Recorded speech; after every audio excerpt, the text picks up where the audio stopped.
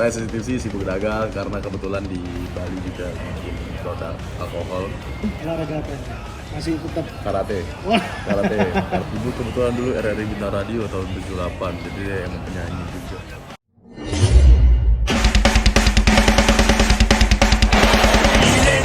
Ya. Mas, sehat ya mas? Selamat datang. Iya, kira di Jogja. Wih, Surabaya. Habis dari Jogja. Minggu lalu. Rambanan Jazz. Ayo mas, masih ada aura-auranya. Gimana ini? Ya? Sibuknya apa nih? Selain CCTV sih. Selain CCTV sih sibuk dagang sih mas. Saya sensitif sih sibuk dagang karena kebetulan di Bali juga bikin produk alkohol begitu ya, bikin produk alkohol, jadi berusaha mencoba belajar untuk berniaga di luar musik sih gitu. Keren. Ini stay Bali? Enggak mas, aku stay di Jakarta, cuman kalau misalkan lagi ada kerjaan di Bali ya ke Bali kalau lagi dibutuhkan, kalau enggak ya aku di Jakarta fokus sama CCTV sih gitu aja sih. Merek apa itu? Gorilla King mas. Gorilla? Jadi Gorilla King. Gorilla King. Iya. Itu Itu minuman kalengan, liker 18% di ya, dan boleh dicoba untuk teman-teman semua. ya bir apa whisky? Enggak, dia jatuhnya spirit yang berbahan baku arak Bali namun distilasi lagi. Arak dari Iya, dari arak mas. Bali. Iya, biar angkat budaya kita lah mas. Iya. Bahwasannya minum arak tuh keren gitu. Gak whisky doang. Indo berapa lama? Itu sebenarnya berkah pandemi sih mas. Jadi waktu pandemi aku ke Bali, kita awalnya pengen jamming sama teman-teman musisi yang ada di sana gitu kan. Terus ada kesempatan ditawarin untuk apa ya, untuk berniaga, kenapa enggak gitu kan? Iya. Karena memang waktu itu situasinya juga ya industri musik agak mandek kan dengan pandemi seperti itu. Jadi gak ada salahnya juga mencoba hal baru gitu sih mas, dan alhamdulillah juga berjalan sampai sekarang. Gitu mas.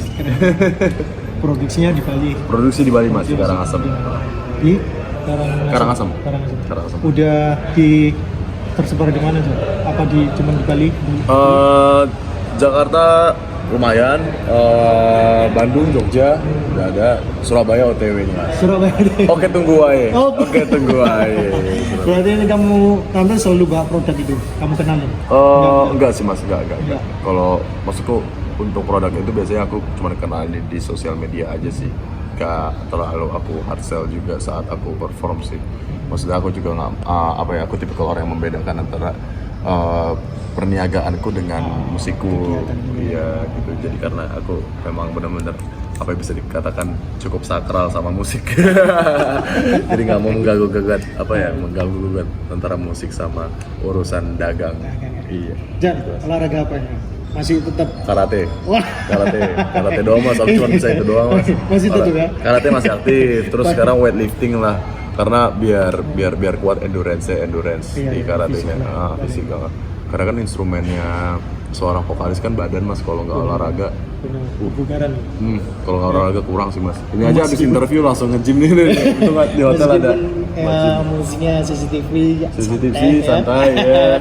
Tapi ya tetap lah. Harus mas, karena ya, instrumen kita kan suara, badan, fisik yang diberi Tuhan kan, makanya harus dijaga juga sih. Soalnya kan kita kadang kalau sudah rapat tur dari titik satu ini ke tempat yang lain. Wah ya iya kan? itu perjalanan capeknya berasa itu mas, kalau nggak dibarengin sama olahraga.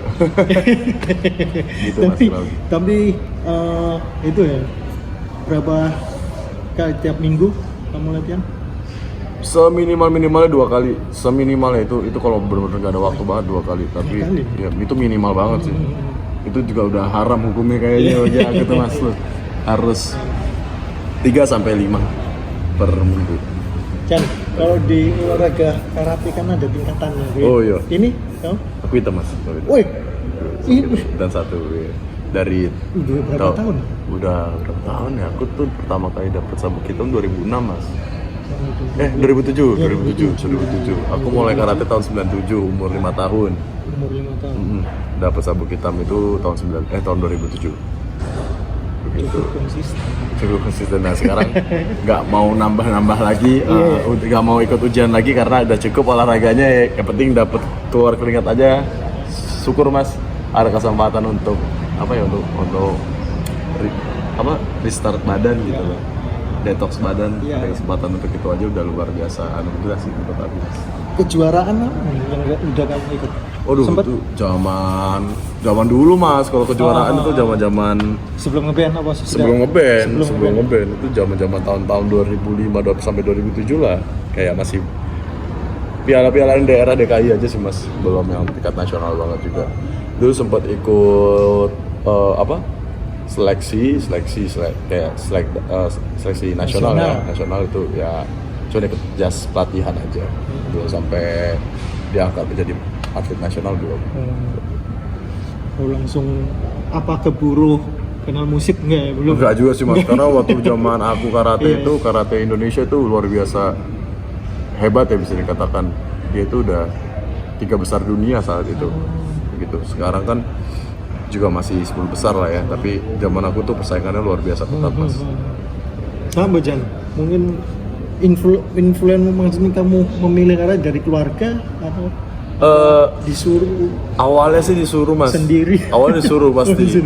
Karena bapakku yang nyaranin untuk ayo laki-laki harus ikut bela diri gitu kan. Awalnya kan. Ya awalnya males-malesan, Mas. Tapi lama-lama asik juga, ikutin aja deh, difokusin dan akhirnya sampai di titik dimana udah pencapaian sabuk terakhir gitu kan. Walaupun emang gak akan pernah selesai ya, Mas, dalam dunia karate.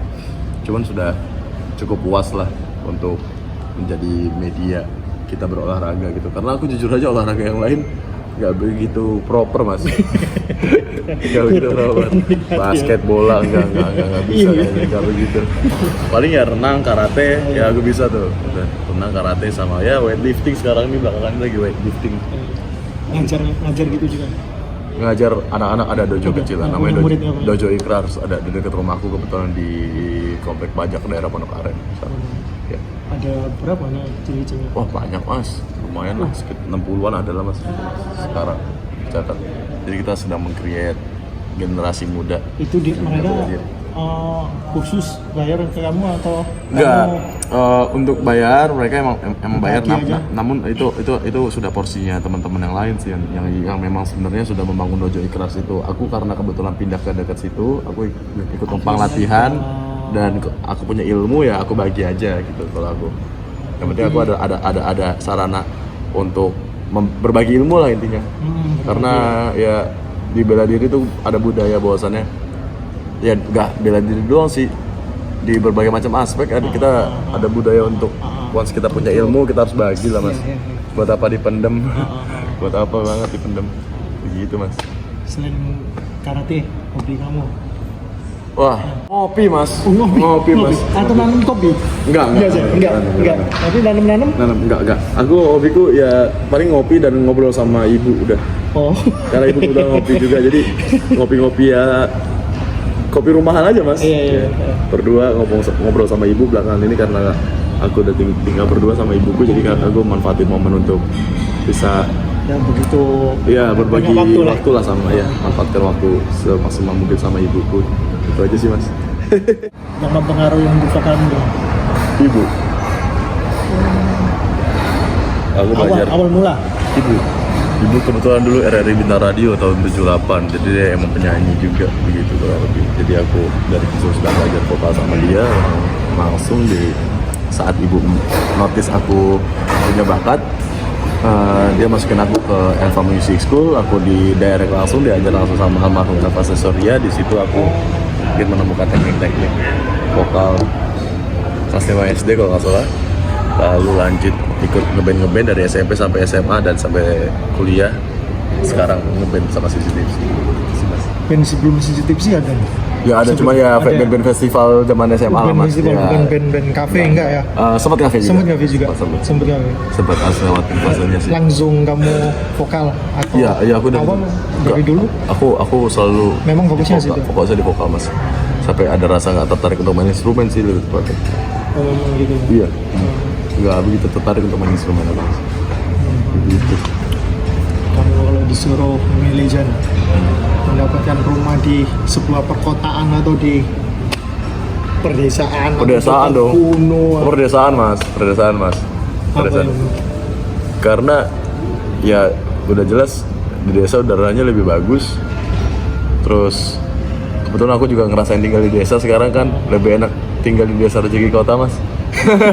Tabungannya banyak, secara logika matematik kayak gitu mas. Iya, lebih enak tinggal di desa Rezeki Kota, di mana pengeluaran sedikit namun pendapatannya luar biasa.